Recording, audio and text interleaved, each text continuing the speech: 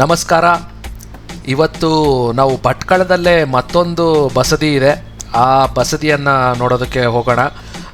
ಮುಂಚಿನ ಒಂದು ಎಪಿಸೋಡ್ನಲ್ಲಿ ನಾನು ಜಟ್ಟಪ್ಪ ನಾಯಕನ ದೇವಸ್ಥಾನನ ಅಥವಾ ಬಸದಿಯನ್ನು ತೋರಿಸಿದ್ದೆ.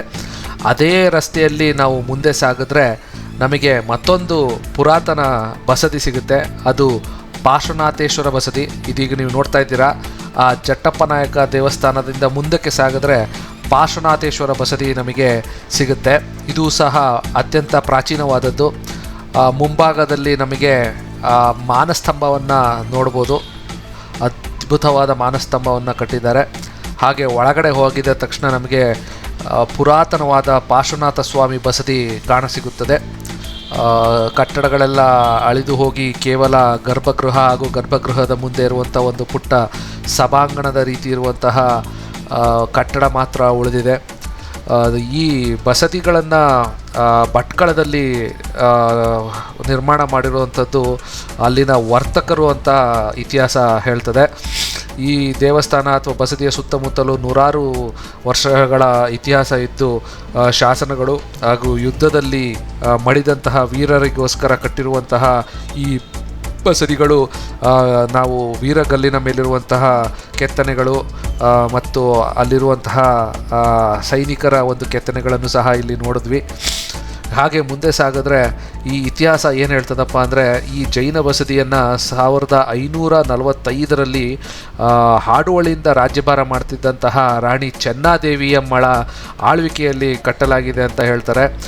23ನೆಯ ತೀರ್ಥಂಕರರಾದ ಪಾರ್ಶ್ವನಾಥ ತೀರ್ಥಂಕರರ ಬಸದಿಯಾಗಿದ್ದು ಇದನ್ನು ಭಟ್ಕಳದ ವರ್ತಕರು ದಾನದತ್ತಿಗಳನ್ನು ಕೊಟ್ಟು ಕಟ್ಟಿಸಿದ್ದಾರೆ ಹಾಗೂ ವಿಜಯನಗರ ಶೈಲಿಯಲ್ಲಿ ಕಟ್ಟಿದ್ದಾರೆ ಅಂತ ಇಲ್ಲಿರುವ ಶಾಸನ ಹೇಳ್ತದೆ. 1542 ಅಕ್ಟೋಬರ್ 23ರಂದು ಪೋರ್ಚುಗೀಸರು ಭಟ್ಕಳದ ಮೇಲೆ ದಾಳಿ ಮಾಡಿ ಅಲ್ಲಿರುವಂತಹ ಕೋಟೆಯನ್ನು ಸುಟ್ಟು ಹಾಕಿದ ನಂತರ ಅವರು ಅರಮನೆಯ ಕಡೆ ಹೇಗೆ ನುಗ್ಗಿದ್ದರು ಮತ್ತು ಅದನ್ನು ಎಂಕಪ್ಪ ನಾಯಕನೆಂಬ ಯೋಧ ಹೇಗೆ ಅವರೊಡನೆ ಹೋರಾಡಿ ವೀರಮರಣ ಹೊಂದಿದ ಅನ್ನೋ ಒಂದು ವಿಚಾರವನ್ನು ಶಾಸನ ಹೇಳ್ತದೆ. ಹಾಗೆ ಆ ಚೆನ್ನಾದೇವಿಯಮ್ಮ ಅವರು ಈ ಕೃತಜ್ಞತೆಯ ಪೂರ್ವಕವಾಗಿ ಎಂಕಪ್ಪ ನಾಯಕನ ಸಹೋದರನಿಗೆ ಜಮೀನನ್ನು ಬಳುವಳಿಯಾಗಿ ಕೊಟ್ಟಿದ್ದನ್ನು ಅದನ್ನು ವರ್ಣಿಸುತ್ತದೆ. ಈ ವೀರನ ಸಹೋದರನು ಎಂಕಪ್ಪ ನಾಯಕನ ಹೆಸರಿನಲ್ಲಿ ಈ ಬಸದಿಗೆ ಪೂಜೆ ಮಾಡಲು ಹಣ ಸಹಾಯ ಮಾಡಿದ್ದನ್ನು ಆ ಒಂದು ಶಾಸನ ಹೇಳ್ತಾ ಹೋಗ್ತದೆ. ಭಟ್ಕಳದಿಂದ ಹಾಗೆ ಮುಂದಕ್ಕೆ ಸಾಗ್ತಾ ಹೋದರೆ ನಮಗೆ ಶಿರ್ಸಿಯಲ್ಲಿ ಸಹ 2 ಬಸದಿಗಳು ಸಿಗ್ತವೆ. ಅದು ಶಿರ್ಸಿಯಲ್ಲಿರುವಂಥ ಬಸದಿಗಳು ಮಾರಿಕಾಂಬಾ ದೇವಸ್ಥಾನದಿಂದ ತೂಗಳತೆ ದೂರದಲ್ಲೇ ಇವೆ. ನೀವು ನೋಡ್ತಾ ಇರೋ ಹಾಗೆ 2 ಬಸದಿಗಳ ಪೈಕಿ ಈ ಬಸದಿ ಬಂದು ಸ್ವಲ್ಪ ಕಾಯಕಲ್ಪವನ್ನು ಕೊಟ್ಟು ಸರಿ ಮಾಡಿ ರಿನೋವೇಟ್ ಮಾಡಿದ್ದಾರೆ ಅಂತಲೇ ಹೇಳ್ಬೋದು. ನೀವು ನೋಡ್ತಿರೋ ಹಾಗೆ ಇಲ್ಲಿ ಮರದ ಬಾಗಿಲುಗಳು ಮತ್ತು ವಾಸ್ಕಲ್ಲು ಮರದ್ದು ಆಗಿದೆ. ಮೇಲ್ಗಡೆ ಎಲ್ಲ ಮರದ ಕೆತ್ತನೆಗಳನ್ನು ನಾವು ಕಾಣಬಹುದಾಗಿದೆ. ಇಲ್ಲಿರುವುದು ಪಂಚಲೋಹದ ಪಾರ್ಶ್ವನಾಥ ಸ್ವಾಮಿಯ ತೀರ್ಥಂಕರರ ಒಂದು ವಿಗ್ರಹ ಹಾಗೂ 2 ಕಲ್ಲಿನ ಪಾರ್ಶ್ವನಾಥಿ ಸ್ವಾಮಿ ವಿಗ್ರಹಗಳನ್ನು ನೋಡ್ಬೋದು. ಅದಕ್ಕೆ ವಜ್ರಲೇಪನ ಮಾಡಿದ್ದಾರೆ. ಹಾಗೆ ಪಕ್ಕದಲ್ಲಿಯೇ ಅಮ್ಮನವರ ವಿಗ್ರಹ ಸಹ ನಾವು ಕಾಣಸಿಗುತ್ತದೆ. ಇಲ್ಲಿ ಬೇರೆ ಬಸದಿಗಳಿಗೂ ಹಾಗೂ ಈ ಬಸದಿಗಳಿಗೂ ಇರುವಂತಹ ವ್ಯತ್ಯಾಸ ಏನಪ್ಪ ಅಂದರೆ, ಈ ಬಸದಿಯಲ್ಲಿ ಛಾವಣಿ ಬಂದು ಮರದ್ದು ಹಾಗೇ ಇದೆ. ಆ ಮರದಲ್ಲಿರುವ ಕೆತ್ತನೆ ನಮ್ಮ ಕಲ್ಲಿನಲ್ಲಿ ಕೆತ್ತಿರುವಂಥ ಛಾವಣಿಗಳಿಗೆ ಹೋಲ್ತದೆ. ಮೇಲ್ಗಡೆ ಇರುವಂಥ ಕಮಲದ ಹೂವಾಗಲಿ ಅಲ್ಲಿರುವಂತಹ ವಿವಿಧ ಕೆತ್ತನೆಗಳಾಗಲಿ ಎಲ್ಲವೂ ಕಲ್ಲಿನಲ್ಲಿ ನಾವು ನೋಡಿದಂತಹ ಬಸದಿಗಳಿಗೆ ಹೋಲ್ತದೆ. ಇಲ್ಲೊಂದು ಸಣ್ಣ ಜಾಗ ಇದೆ. ನಮ್ಮ ಏನು ಗರ್ಭಗೃಹವಿದೆ ಅದಕ್ಕೊಂದು ಪ್ರದಕ್ಷಿಣೆ ಮಾಡೋದಕ್ಕೆ ಅಂತಲೇ ಸಣ್ಣದಾಗಿ ಜಾಗವನ್ನು ಬಿಟ್ಟಿದ್ದಾರೆ. ಅದನ್ನು ನಾವು ಸುತ್ತಲೂ ಹೋದರೆ ಒಂದು ಪ್ರದಕ್ಷಿಣೆ ಆಗ್ತದೆ.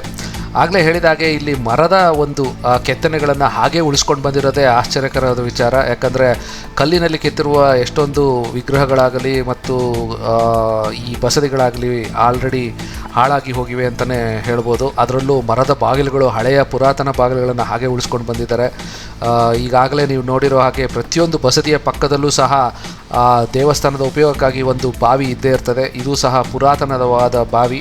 ಅದಕ್ಕೆ ಕಾಯಕಲ್ಪ ಕೊಟ್ಟು ನೀರನ್ನು ತೆಗೆಯೋದಕ್ಕೆ ವ್ಯವಸ್ಥೆ ಮಾಡಿಕೊಂಡಿದ್ದಾರೆ. ಹಾಗೆ ಎಲ್ಲ ಬಸದಿಗಳಲ್ಲೂ ಇರುವ ಹಾಗೆ ಕ್ಷೇತ್ರಪಾಲ ಹಾಗೂ ನಾಗರ ಕಲ್ಲುಗಳನ್ನು ನಾವಿಲ್ಲಿ ಕಾಣ್ತಾ ಇದ್ದೀವಿ. ಹಾಗೆ ಅಲ್ಲೊಂದು ಗುಂಡನ್ನು ನೋಡ್ತಾ ಇದ್ದೀವಿ. ಯುದ್ಧದಲ್ಲಿ ಬಳಕೆಯಾಗಿದ್ದಂತಹ ಗುಂಡಿರಬಹುದು ಅದು.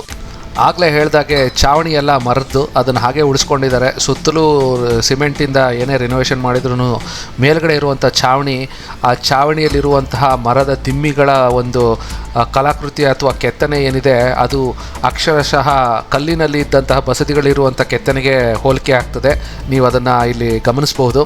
ಅಲ್ಲಿರುವಂತಹ ಎಲ್ಲ ಒಂದು ಕೆತ್ತನೆಗಳನ್ನು ನಾವು ಹಳೆಯ ಕಲ್ಲಿನ ಬಸದಿಗಳಿಗೆ ಹೋಲಿಸಿದ್ರೆ ಅದು ಕಾಕತಾಳೀಯವೋ ಅಥವಾ ಕಲ್ಲಿನಲ್ಲಿ ಹಾಗೂ ಮರದಲ್ಲಿ ಎರಡರಲ್ಲೂ ಆ ಕೆತ್ತನೆಗಳನ್ನು ಮಾಡಬೇಕು ಅಂತ ನಿರ್ಧಾರ ಮಾಡಿದ್ದರೋ ಅದು ಯಾವುದೇ ರೀತಿಯ ನಮಗೆ ಮಾಹಿತಿ ಇಲ್ಲ. ಇದೀಗ ನೀವು ನೋಡ್ತಾ ಇರೋದು ಮತ್ತೊಂದು ಬಸದಿ. ಇಲ್ಲಿ ನೀವು ನೋಡ್ತಾ ಇದ್ದೀರಾ ಶಾಸನದ ಕಲ್ಲನ್ನು ಇಟ್ಟಿದ್ದಾರೆ. ಆ್ಯಕ್ಚುಲಿ ಬಂದು ಈ ಒಂದು ಬಸದಿ ತುಂಬ ಭಗ್ನಗೊಂಡು ನಾಮಾವಶೇಷ ಆಗುವಂಥ ಪರಿಸ್ಥಿತಿಯಲ್ಲಿತ್ತು.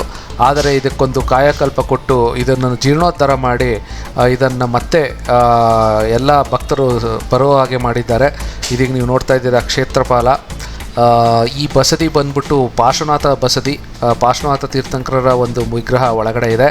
ಇದು ಅತ್ಯಂತ ಪುರಾತನವಾದ ಬಸದಿ. ಇಲ್ಲಿ ನೀವು ನೋಡಿದ್ರೆ ಎಂಟ್ರೆನ್ಸಲ್ಲಿ ನಿಮಗೆ ಗೊತ್ತಾಗುತ್ತೆ ಮುಂಚೆ ಹೇಗಿತ್ತು ಅಂತ ಒಂದು ಫೋಟೋ ಇಟ್ಟಿದ್ದಾರೆ. ಹಾಗೆ ಈಗ ಎಲ್ಲ ಒಂದು ರಿನೋವೇಷನ್ ಆದಮೇಲೆ ಹೇಗೆ ಕಾಣುತ್ತೆ ಅಂತ ಇಟ್ಟಿದ್ದಾರೆ. ಇಲ್ಲಿ ನೀವು ಜೋಡಿ ನಾಗರಕಲ್ಲನ್ನು ನೋಡ್ತಾ ಇದ್ದೀರಾ. ಹೀಗೆ ಸುತ್ತಲೂ ನೀವು ಕಣ್ಣಾಡಿಸಿದರೆ ಯಾವುದಾದ್ರೂ ಒಂದು ಪುರಾತನವಾದ ಕುರುಹುಗಳನ್ನು ನೋಡ್ತಾ ಹೋಗ್ಬೋದು. ಗರ್ಭಗೃಹ ಹಳೆಯದಾಗಿದೆ. ಮುಂದಿನ ಒಂದು ಸಭಾಂಗಣ ಹೊಸದಾಗಿ ಕಟ್ಟಿದ್ದಾರೆ ಅಂತಲೇ ಹೇಳ್ಬೋದು. ಒಳಗಿರುವಂತಹ ಮೂರ್ತಿ ಬಂದು ಹಳೆಯ ಮೂರ್ತಿ.